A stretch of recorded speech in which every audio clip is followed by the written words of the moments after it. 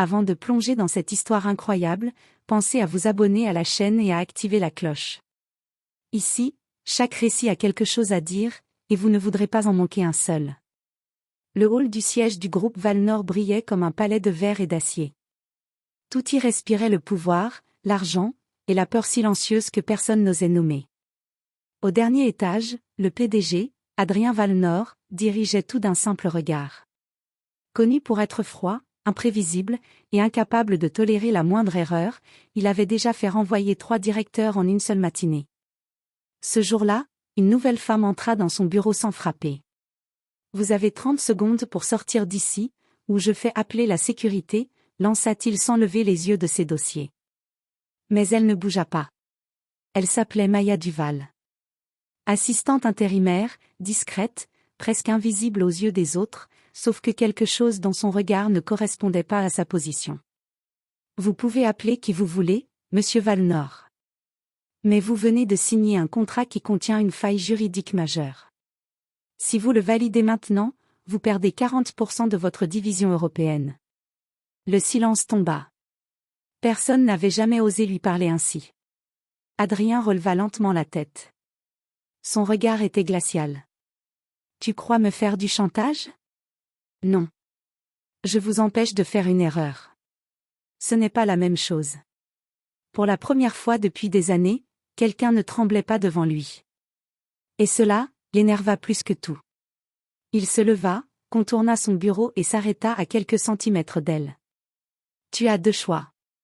T'excuser, ou disparaître de ce bâtiment en moins d'1 minute. » Mais Maya ne recula pas. Elle sortit une copie annotée du contrat et la posa calmement sur le bureau en verre. « Alors faites vérifier la clause 17b. Et dites-moi ensuite qui doit s'excuser. » Un frisson traversa la pièce. Car à cet instant précis, le PDG comprit quelque chose d'inattendu. Ce n'était pas une employée ordinaire. Et cette femme venait peut-être de remettre en question tout ce qu'il pensait contrôler. Le bureau du dernier étage était devenu étrangement silencieux.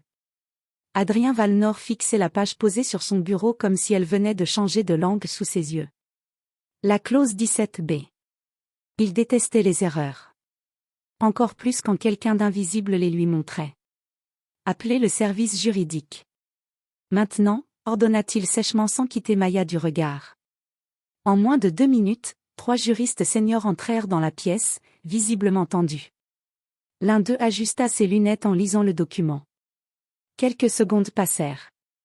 Puis son visage se vida de couleur. « Monsieur, cette clause permet une renégociation automatique en cas de transfert de dette interne. Si elle est activée après signature, le groupe perd effectivement une part massive de contrôle sur la filiale européenne. » Un silence lourd tomba dans la pièce. Adrien ne réagit pas immédiatement. Mais ses doigts, eux, se crispèrent légèrement sur le bord du bureau. C'est impossible. Ce contrat a été relu par 4 cabinets internationaux. Le juriste hésita. Alors, ils l'ont tous laissé passer. Un choc invisible traversa la pièce. Adrien se tourna lentement vers Maya. Son regard avait changé. Moins arrogant. Plus analytique. « Explique-moi comment tu as vu ça. » Maya resta calme. « Je n'ai pas vu. J'ai lu ce que les autres lisent trop vite. Vous faites confiance aux noms. Moi, je fais confiance aux détails. » Cette phrase le frappa plus fort qu'une insulte. Adrien fit un pas vers elle. « Tu sais combien de personnes aimeraient être à ta place en ce moment ? Aucune. Parce qu'elles auraient déjà essayé de me faire taire au lieu de vérifier. » Les juristes échangèrent des regards paniqués. Personne n'intervenait. Personne n'osait. Adrien, lui, était immobile. Puis, pour la première fois depuis longtemps, il fit quelque chose d'inattendu. Il recula. Annuler la signature. Et relancer une révision complète du contrat. Immédiatement.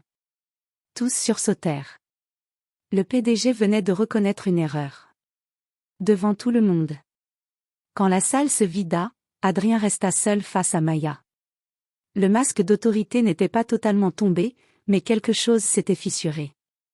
« Tu n'es pas une assistante intérimaire ordinaire. » Maya le regarda droit dans les yeux. « Et vous Vous n'êtes pas aussi intouchable que vous le pensez. Un léger silence. Cette fois, Adrien ne répondit pas. Mais pour la première fois, il ne cherchait pas à la faire sortir de son bureau. Il cherchait à la comprendre. Et c'était peut-être encore plus dangereux. Le lendemain matin, le siège de Valnor Group n'avait rien perdu de son rythme habituel, sauf que quelque chose avait changé. Les employés chuchotaient déjà. C'est elle qui a corrigé le contrat du PDG. On dit qu'il l'a laissé rester dans son bureau. Personne ne reste dans son bureau. Au 42e étage, Maya Duval travaillait comme si rien ne s'était passé. Calme. Méthodique. Presque invisible à nouveau. Mais Adrien, lui, ne parvenait pas à reprendre le contrôle habituel de sa journée. Il avait un problème simple, il ne supportait pas de ne pas savoir. Et Maya était devenue exactement ça. Une inconnue. Il ouvrit son ordinateur et lança une vérification interne sur son identité. Ce qu'il découvrit ne le satisfit pas. Dossier standard, diplôme, expérience courte, intérim dans plusieurs cabinets administratifs. Rien d'anormal, mais trop propre. Trop vide. Comme si quelqu'un avait effacé les bords. Trouvez-moi tout ce que vous pouvez sur elle. Et je veux dire tout, ordonna-t-il à son chef de la sécurité. Quelques heures plus tard, un dossier complémentaire arriva sur son bureau. Adrien le lut une première fois sans réaction. Puis une seconde. Son regard s'assombrit. Maya Duval n'avait pas toujours porté ce nom. 3 ans plus tôt, elle travaillait sous une autre identité dans un cabinet de conseil financier international. Elle avait été impliquée dans une affaire de fraude, avant d'être totalement blanchie faute de preuves. Mais le détail qui retint Adrien n'était pas juridique. C'était humain. Elle avait disparu pendant presque 18 mois après cette affaire. Aucune trace bancaire. Aucun réseau social. Aucun emploi. Rien. Comme si elle avait été effacée du monde. Adrien referma le dossier lentement. Intéressant. Murmura-t-il. Il n'y avait pas de peur dans sa voix. Seulement une obsession naissante. Il se leva et marcha jusqu'à la baie vitrée de son bureau, observant la ville en contrebas. Pour la première fois depuis longtemps, quelqu'un ne cherchait pas à entrer dans son monde. Quelqu'un semblait avoir survécu à un autre monde avant lui. Et cette idée ne le dérangeait pas. Elle l'intriguait dangereusement. À quelques étages plus bas, Maya sentit son téléphone vibrer. Un seul message non enregistré. Ils ont retrouvé ton ancien nom. Elle ferma les yeux une seconde. Puis les rouvrit, sans émotion apparente. Trop tard ? Murmura-t-elle. Car elle savait déjà une chose. Dans ce bâtiment, le vrai danger n'était pas d'être découvert. C'était d'attirer l'attention de l'homme qui contrôlait tout. Et maintenant, il la regardait vraiment. Le 3e jour, Adrien Valnor ne fit aucun détour. Il n'envoya pas d'email. Il n'appela pas son assistante. Il ne demanda pas de rapport. Il descendit lui-même au 42e étage. Le genre d'événement qui faisait arrêter les conversations à mi-phrase. Quand les portes de l'ascenseur s'ouvrirent, le silence se propagea comme une onde. Les employés baissèrent instinctivement les yeux. Adrien traversa l'open space sans ralentir. Son regard était fixé sur une seule personne. Maya. Elle travaillait toujours. Comme si rien ne pouvait perturber sa concentration. Il s'arrêta à son bureau. Viens avec moi. 2 mots. Sec. Absolu. Maya ne leva même pas les yeux immédiatement. Je suis en train de terminer un rapport. Un murmure parcourut la salle. Personne ne refusait Adrien Valnor. Personne. Il se pencha légèrement. Ce n'était pas une suggestion. Enfin, elle leva les yeux. Et pendant quelques secondes, leurs regards s'accrochèrent. Ni peur. Ni soumission. Juste une tension froide, presque dangereuse. Maya se leva calmement, prit son ordinateur portable et le suivit. Sans un mot. Ils entrèrent dans une salle de réunion vitrée au dernier étage. Adrien verrouilla la porte. Le geste fit se raidir Maya pour la première fois. « Tu n'es pas quelqu'un d'ordinaire, dit-il. Vous l'avez déjà compris. » Non. Je veux comprendre jusqu'où tu n'es pas ordinaire. Silence. Adrien posa un dossier sur la table. Ton passé est effacé.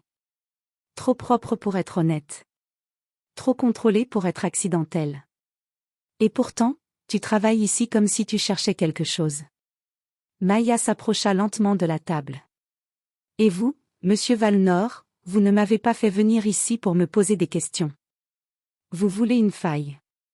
Une raison de me contrôler. Un léger sourire apparut sur ses lèvres. Mais il n'était pas chaleureux. Tu crois que je veux te contrôler? Tous ceux qui ont peur de perdre le contrôle finissent par essayer. Cette phrase frappa juste. Le sourire d'Adrien disparut. Il fit un pas vers elle. Tu parles comme si tu savais ce que c'est que de diriger un empire. Maya ne recula pas. Et vous parlez comme si un empire pouvait vous protéger de tout. Un silence lourd s'installa. Pour la première fois, Adrien ne domina pas l'espace. Ils étaient face à face. Égaux dans la tension. Puis il dit, plus bas. Pourquoi tu es venue ici, Maya? Dis-moi la vérité. Un battement. Elle hésita. Un micro-moment, presque invisible. Puis. Parce que quelqu'un dans cette entreprise a détruit ma vie. Le silence devint glacial. Adrien la fixa intensément. Et tu crois que c'est moi? Maya ne répondit pas immédiatement. Ce silence-là était plus puissant que n'importe quel mot. Enfin. Je ne sais pas encore. Et c'était ça, le problème. Elle n'était pas venue pour travailler. Elle était venue pour chercher une vérité. Et maintenant, elle était enfermée dans une pièce, avec peut-être l'homme qui détenait toutes les réponses. Quand elle sortit, Adrien resta seul dans la salle. Pour la première fois depuis des années, il ne pensait pas à une entreprise. Il pensait à une femme. Et à une chose encore plus dangereuse. S'il voulait la vérité, il devrait peut-être tout lui révéler aussi. Cette nuit-là, Adrien ne rentra pas chez lui. Il resta dans son bureau, entouré de silence et de lumière froide, à relire encore une fois le dossier de Maya Duval. Mais cette fois, il ne cherchait plus une faille. Il cherchait un lien. Et il finit par le trouver. Un détail minuscule. Presque insignifiant.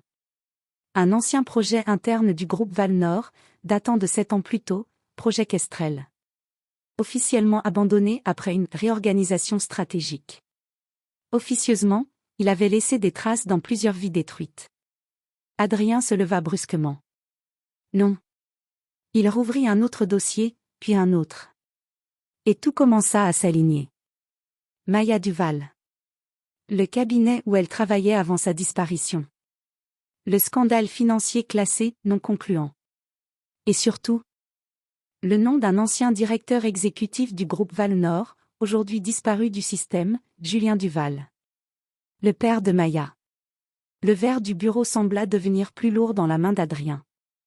Il murmura. Impossible. Mais les dates ne mentaient pas. Julien Duval avait été l'un des ingénieurs financiers du projet Kestrel. Il avait dénoncé des irrégularités internes, juste avant d'être accusé à son tour de fraude. Puis effacé du système du groupe. Et détruit publiquement. Adrien recula lentement, comme si la pièce venait de changer de forme. Tout devenait clair. Trop clair. Maya n'était pas là par hasard.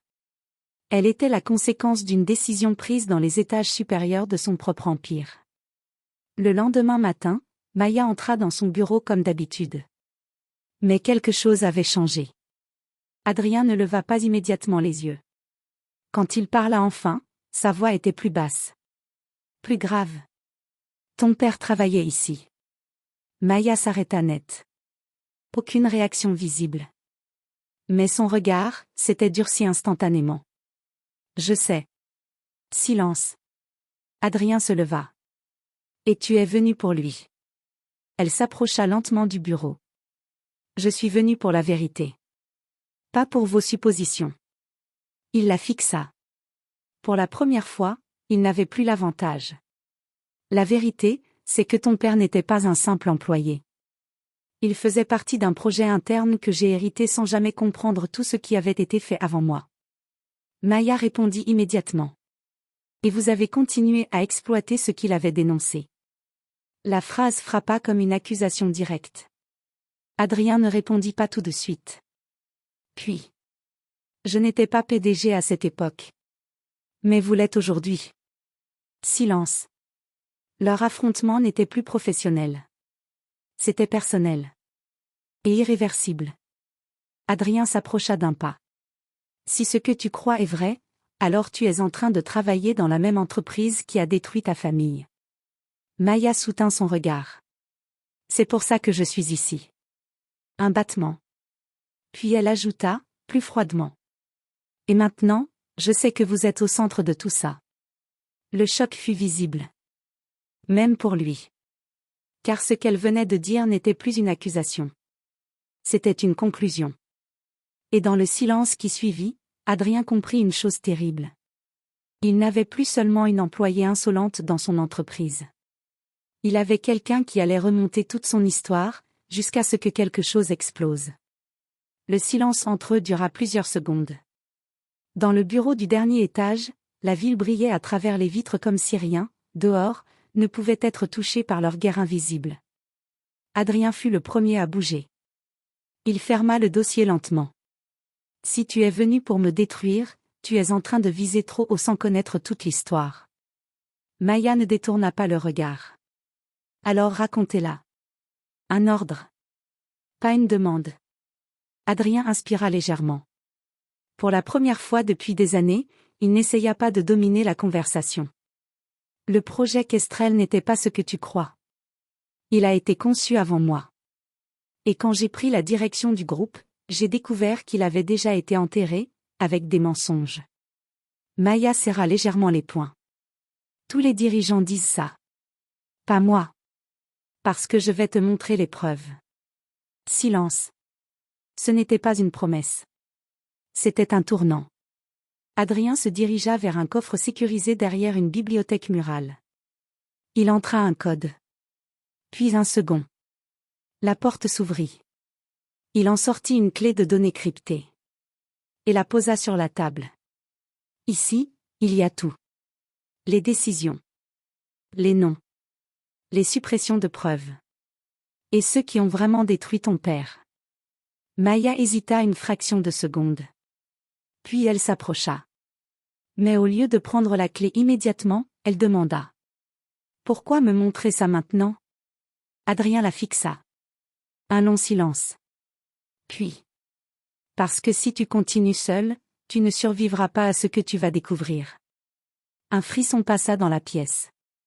Maya comprit quelque chose à cet instant. Il ne cherchait plus à la contrôler. Il essayait de la protéger. Et ça changeait tout. Elle prit la clé.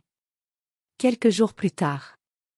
Les deux étaient assis dans une salle sécurisée, entourés de données, de rapports, de vidéos internes, de documents scellés. Chaque fichier ouvrait une nouvelle couche de mensonges. Et une vérité encore plus sombre. Le véritable architecte du projet Kestrel n'était ni un employé disparu, ni un ancien directeur.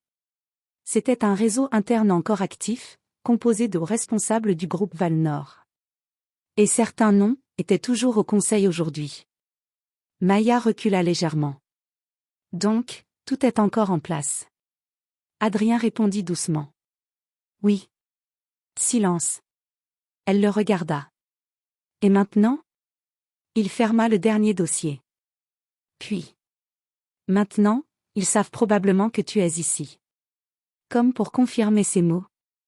L'écran principal s'alluma brusquement. Accès distant. Intrusion détectée. Et un message apparut. Maya Duval a été retrouvée. Protocole de neutralisation activé. Le sang de Maya se glaça. Adrien se leva immédiatement. Mais cette fois, ce n'était plus le PDG froid et distant. C'était quelqu'un prêt à tout perdre. Ils viennent de transformer ton enquête en guerre. Maya inspira profondément. Puis elle répondit, d'une voix calme. Alors on ne s'arrête plus. Adrien la regarda. Un accord silencieux se forma entre eux. Ni confiance totale. Ni amour encore assumé. Mais une alliance irréversible. Contre un système entier. Les lumières du bâtiment clignotèrent une seconde. Et dans le silence tendu du bureau, Adrien dit simplement. À partir de maintenant, tu n'es plus seul. Maya hocha lentement la tête. Et pour la première fois depuis le début de cette histoire, il regardait dans la même direction.